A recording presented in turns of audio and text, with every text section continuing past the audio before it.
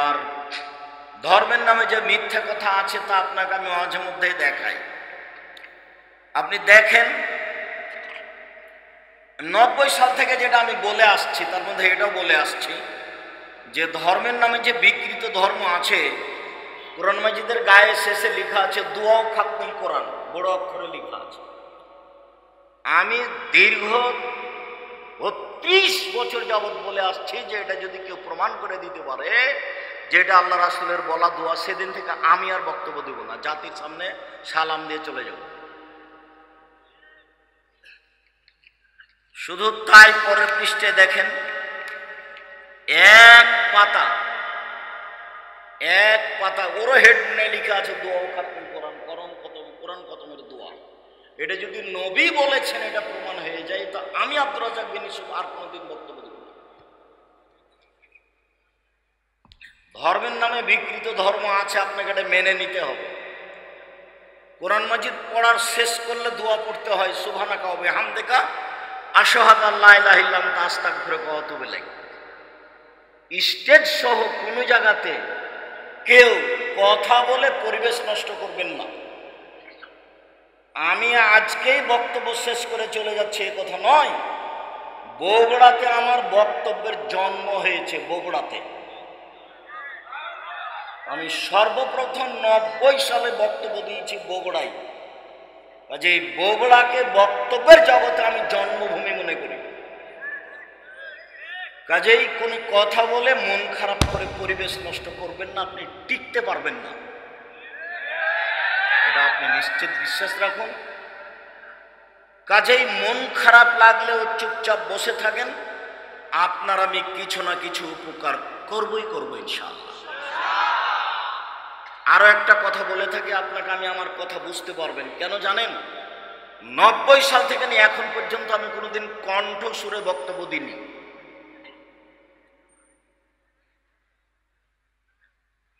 মহান আল্লাহ বলেন আকিমুস সালাহ ওয়া আতুজ যাকাত, পৃথিবীর মানুষ তোমরা সালাত আদায় করো, যাকাত প্রদান করো।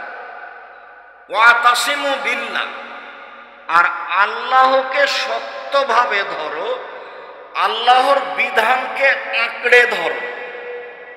হুয়া মাওলাকুম, তিনি হচ্ছেন তোমাদের অভিভাবক। ফানিমাল মাওলা ওয়া নিমান নাসির, তিনি হচ্ছেন উত্তম অভিভাবক, তিনি হচ্ছেন উত্তম সাহায্যকারী। কোনো প্রয়োজন হলে, বিপদে পড়লে, কোনো কিছু চাইতে হলে 2 রাকাত সালাত আদায় করে তাকে বলেন, পথ সহজ হবে। যে রাজাধিরাজ সেও বলতে পারে, যে ড্রেনে পড়ে আছে ময়লার মধ্যে সেও বলতে পারে। বলতে কোনো মাধ্যম লাগে না, সবাই বলতে পারে। ওযু করার পরে 2 রাকাত সালাত। উসমান রাদিয়াল্লাহু তাআলা আনহু বলেন, রাসূল সাল্লাল্লাহু আলাইহি ওয়াসাল্লাম বলেছেন, মান তাওয়াদ্দা ওযুই হাজা, আমি যেভাবে ওযু করে দেখালাম এইভাবে যদি কেউ ওযু করে, ওয়াসাল্লা রাকাতাইন, তারপরে 2 রাকাত সালাত আদায় করে, লাম ইউহাদ্দিস নাফসাহু ফীহিমা বিশাইইন, মনে মনে কথা না বলে। এটা খুব জটিল। আল্লাহু আকবার বলার সাথে সাথে দেখবেন আপনি রংপুর দিনাজপুর চলে গেছেন, কোথায় যে গেছেন, 1 মিনিট পরে দেখবেন ওরে আমি তো সালাত আদায় করছি। আল্লাহর নবী বলছেন, মানুষ যখন আল্লাহু আকবার বলে তখন শয়তান বলে উৎকুর কাজা, এটা স্মরণ করো, ওইটা স্মরণ করো, চাকরির কথা বলো, মেয়ের কথা বলো, বউয়ের কথা বলো, সব কথা অন্তরে জেগে যায়। তা আল্লাহর নবী বলছেন যে সুন্দর করে ওযু করে 2 রাকাত সালাত আদায় করলো, মনে মনে কথা বললো না, তাহলে তার অতীতের সব পাপ ক্ষমা। হাদিস বুখারী মুসলিম, হিসাব নিকাশ চূড়ান্ত এটাই। আপনি কিভাবে সালাত আদায় করলেন সেটা আপনার ব্যাপার, বিবরণ এটাই। এই বিবরণের মধ্যে সরিষা ঢোকানোর পথ মানুষের হাতে নেই।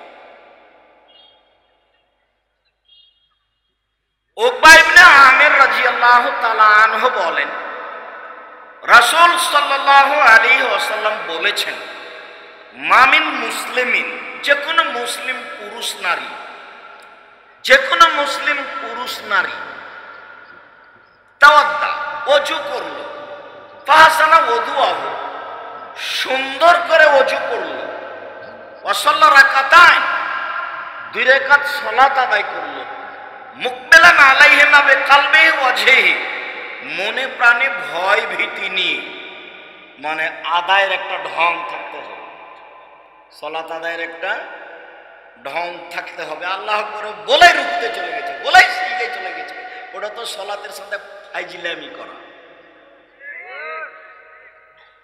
মনে প্রাণে ভয় ভীতি নিয়ে 2 রাকাত সালাত আদায় করলো, রাসূল সাল্লাল্লাহু আলাইহি ওয়াসাল্লাম বলেন, ওয়াজাবাত লাহুল জান্নাহ, তার জন্য জান্নাত জরুরি। হাদিস বুখারী মুসলিম। বুরাইদা রাদিয়াল্লাহু তাআলা আনহু বলেন, আসবাহা রাসূলুল্লাহ সাল্লাল্লাহু আলাইহি ওয়াসাল্লাম ফাদাআ বেলাল, একদা আল্লাহর নবী ফজরের সালাত আদায় করে বেলালকে ডেকে বললেন, বেলাল, বেমা সাবাক্তানি ইলাল জান্নাহ, তুমি আমার আগে জান্নাতে গেলে কিভাবে?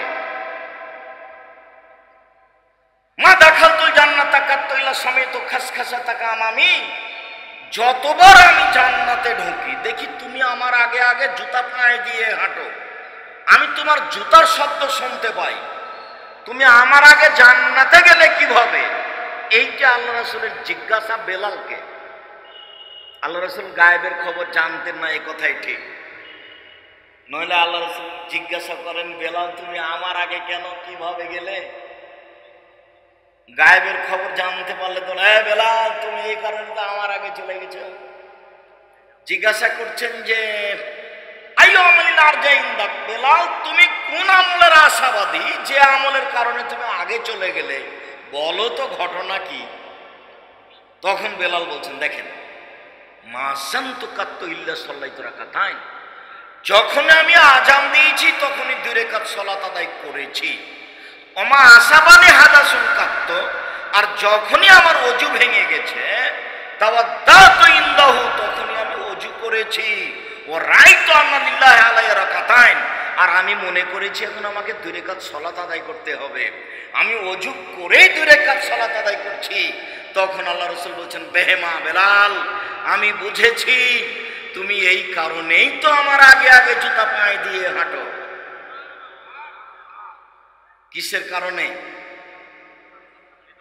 ওযু করার পরে 2 রাকাত সালাতের কারণে। এই বাচ্চা,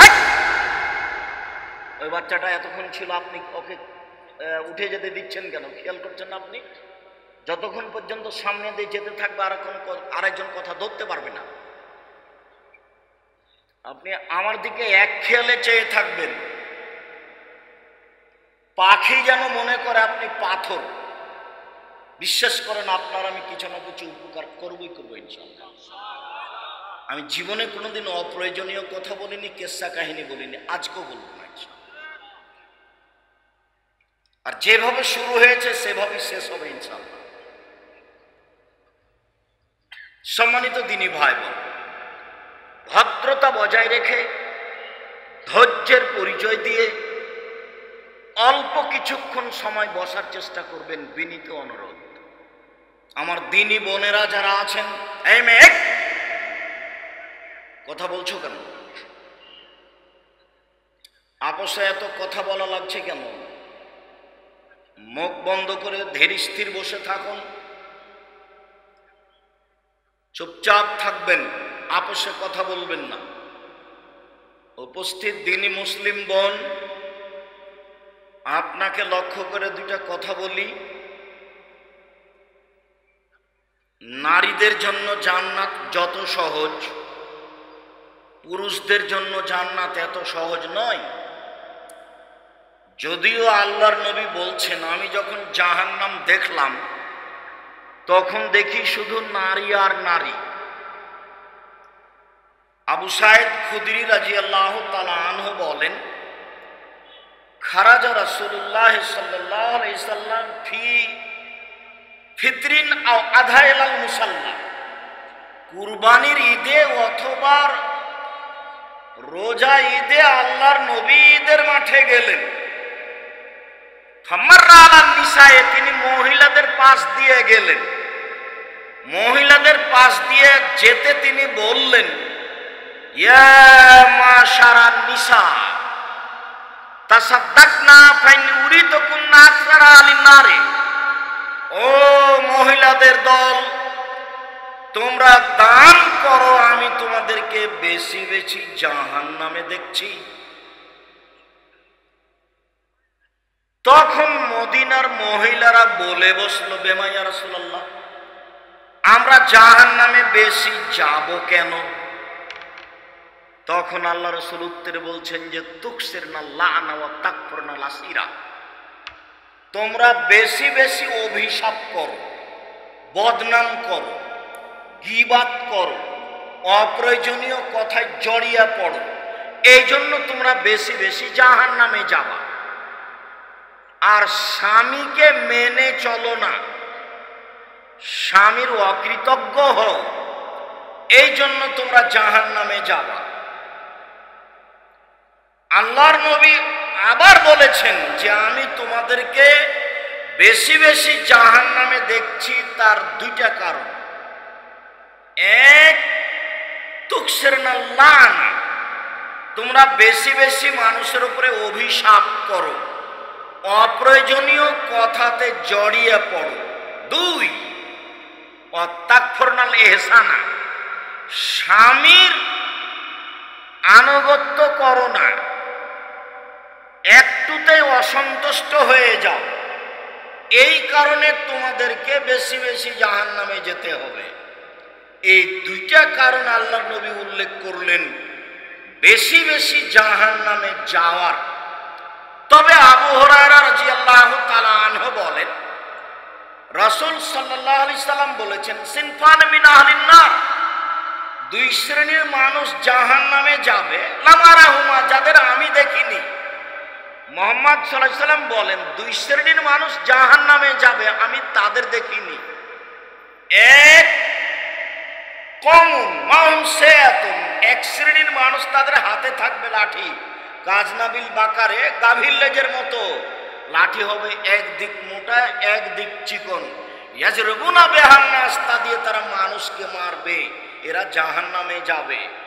দুই, নিসাউন, মহিলা, কাসিয়াতুন, কাপড় পরে থাকবে, আরিয়াতুন, উলঙ্গ, মুমিলাতুন, তারা পুরুষকে নিজের দিকে আকৃষ্ট করবে, মাইলাতুন, তারা নিজেরা পুরুষের দিকে আকৃষ্ট হবে, লায়াদখুলুনা জান্নাহ, এরা জান্নাতে যাবে না।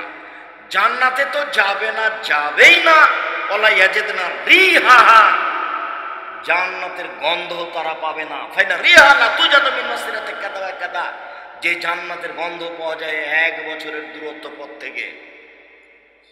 যারা নগ্ন পোশাকে চলে এরা জান্নাতে যাবে না, এ কথা মুহাম্মদ সাল্লাল্লাহু আলাইহি সাল্লাম বলেন। তিনি আরো বলেন যে 3 শ্রেণীর মানুষ কখনো জান্নাতে যাবে না। এক, মদমিনুল খামর, যারা নিয়মিত বিড়ি, তামাক, জর্দা, সিগারেট, গুল, নেশাদার দ্রব্য খায়, পান করে, এরা কখনো জান্নাতে যাবে না। দুই, রাজলাতু মিনান নিসায়ে, পুরুষের বেশধারী নারী, যারা পুরুষের জুতা স্যান্ডেল পরে, যারা পুরুষের শার্ট প্যান্ট পরে, যারা পুরুষের পোশাক পরে, তারা জান্নাতে যাবে না। তিন, দায়ুস আল্লাযী কুরফি আলাল খাবাসা, যে লোক তার বাড়িতে বেহায়াইর সুযোগ দিয়েছে, স্ত্রী নগ্ন পোশাকে চলে ও তাহাজ্জুদ পড়ে, মেয়ে নগ্ন পোশাকে চলে, বাপ তাহাজ্জুদ পড়ে, বাপ 3 চিল্লায় লন্ডনে গিয়ে তাসবিহ তাহলিল করে, মেয়ে ঢাকা বিশ্ববিদ্যালয়ে আরেকজনের সাথে ঘুরে। 3 শ্রেণীর মানুষ জাহান্নামে যাবেই। তার এক শ্রেণীর মানুষ হচ্ছে দায়ুস। দায়ুস কে? যে তার বাড়িতে বেহায়াইর সুযোগ দিয়েছে সে। এ কথা মুহাম্মদ সাল্লাল্লাহু আলাইহি ওয়াসাল্লাম বলেন। আমি অনুবাদক। জাতির যদি রাস্তাঘাট করে দিতে না পারি, জাতির যদি স্কুল কলেজ করে দিতে না পারি, জাতিকে চূড়ান্ত সঠিক ধর্ম দিতে পারবো ইনশাআল্লাহ। ধর্মের ব্যাপারে জাতিকে ফাঁকি দিয়ে পরকাল হারাতে রাজি নই। উপস্থিত বৈঠকের দিনই মুসলিম বোন, আপনার জান্নাত সহজ। দেখুন, আল্লাহ নবী বলছেন 4টা কাজ যদি মহিলারা করতে পারে জান্নাতের সব দরজা খোলা। এতক্ষণ খুবই জটিল ছিল, আপনি এখন দেখেন মহিলাদের জন্য 4টা কাজ, তাহলে জান্নাতের সব দরজা খোলা। 1, সলাত খামসাহা, 5 ওয়াক্ত সলাত আদায় করলো, 5 ওয়াক্ত নামাজ পড়লো। 2, সমাজ সাহারাহা, রমজান মাসে সিয়াম পালন করলো, রোজা থাকলো। 3, আতাত বালাহা, স্বামীকে মেনে চললো। 4, আহসানাত ফারজাহা, জেনায় লিপ্ত হলো না। ফালতাদখুল বিনিয়াবিল জান্নাহ, 7, সে জান্নাতে ঢুকুক যে দরজা দিয়ে ইচ্ছে। আমি আরবি থেকে আপনাকে বাংলা করে শোনালাম মাত্র। মুহাম্মদ সাল্লাল্লাহু আলাইহি সাল্লামের মুখের ভাষা আরবিতে আছে, ওটা আপনাকে আমি বাংলা করে শোনালাম মাত্র। 4টা কাজ। 1, 5 ওয়াক্ত সালাত, সব নারী পারে। 2, রমজান মাসের সিয়াম, সবাই পারে। 3, জেনা থেকে বেঁচে থাকা, চেষ্টা করলেই পারে। 4, স্বামীকে মেনে চলা, এটা একটু কঠিন। তিতা লাগলেও মানতে হবে, মিঠা লাগলেও মানতে হবে। সপ্তাহ সপ্তাহ, মাস মাস কথা বলবেন না স্বামীর সাথে। মেয়েকে বলবেন তোর আব্বাকে ভাত দিয়ে, বৌমাকে বলবেন তোমার শ্বশুরকে খাবার দিয়ে আসো, আর আপনি যাবেন না। কোনো সময় গেলেও সামনে গিলাসটা নিয়ে গিয়ে ফ্যাকুস করে রেখে চলে আসবেন। এভাবে হবে না। আপনি এই সংসারে থাকতে বাধ্য নন, খোলা তালাক করতে পারেন। আগামীকাল সকালে আপনি স্বামীকে খোলা তালাক করতে পারেন, কাজীর কাছে গিয়ে করতে পারেন, চেয়ারম্যান মেম্বারের কাছে গিয়ে করতে পারেন। সংসার এখানে করতে হবে, আপনি বাধ্য নন। তবে আপনাকে অনুরোধ করছে, আপনি দিনী বোন, সংসার ভাঙতে হবে না। কষ্ট হলে আপনি মেনে চলেন, ভালো। অত অভিমান করতে হবে না স্বামীর উপরে, এ লাগবে সে লাগবে, তাহলে জীবনটা সহজ হবে। যখনই বলবেন এ লাগবে সে লাগবে, তখনও সময়ে দিতে পারবে না, তখন মন খারাপ হবে, তখন ঝামেলা বেঁধে যাবে। আর আপনি পুরুষ মানুষ, ধৈর্যের পরিচয় দিবেন, যখন তখন বদনাম করবেন না। আপনাকে আমি বলেছি যে স্বামী হতে হলে 5টা জিনিস লাগবে। স্বামী হলে কয়টা জিনিস লাগবে? 5টা। 1, আল্লাহ নবী বলছেন ফাকসু মাক্তা সাইতা, তুমি ওই মানের কাপড় পরাও যে মানের তুমি পরো। আতেমা মাতা এমতা, তুমি ওই মানের বউকে খাওয়াও যে মানের তুমি খাও। 3, অলা তুকাব্বে, বউকে কখনো কটু কথা বলো না। ভুলেও কখনো বলবেন না যে তোমার ঠোঁটটা মোটা। আমার বিনীত অনুরোধ থাকছে, একবার ঠোঁট মোটা বললে 10 বছর আপনাকে ভালোবাসতে পারবে না। কখনো বলবেন না যে তোমার রংটা কালো, কটু কথাই বলবেন না। শুধু প্রশংসা করেন, তুমি খুবই ভালো, তোমার মতো চাল চলনের আমি মেয়ে দেখি না, সারা রাত পা টিপে দিবে। প্রশংসা প্রিয় মানুষ বউ। নিজে ভালো হন, পথ সহজ হবে। যখন তখন গালি দিয়েন না, আর শ্বশুরের কাছে কিছু চাইতে হবে না। এটা তো বগড়া, তার মানে বোনকে জমি দেয় না। আব্দুল রাজাক সাহেব এক চাটিয়া বলছেন নাকি? তা আমি বলিনি। তবে বগড়া গায়বান্ধা মানে হলো এই যে বোন যদি জমি চায়, তাহলে ভাই বলে তুই আর আসিস না, তোর সাথে সম্পর্ক ছিন্ন। যার কারণে আমি তোমাকে বলেছি, ছেলে তোমাকে বলেছি যে তুমি তোমার আব্বাকে বলিও, আব্বা আমি ভাগ্য দুনিয়াতে ছেড়ে আসিনি, নিয়ে এসেছি। অতএব ফুফুর ভাগ খেতে রাজি নই। যদি ভাগ্যে ভিক্ষা করা থাকে ভিক্ষা করে খাবো, ফুফুর হক নষ্ট করতে রাজি নই। তোমাকে আমি একথাও বলেছি যে তোমার দাদা মারা গেছে, তোমার বাপ জমি নিবে সকালে, আর তোমার ফুফু জমি নিবে বিকালে, এরকম না একসাথে নিবে?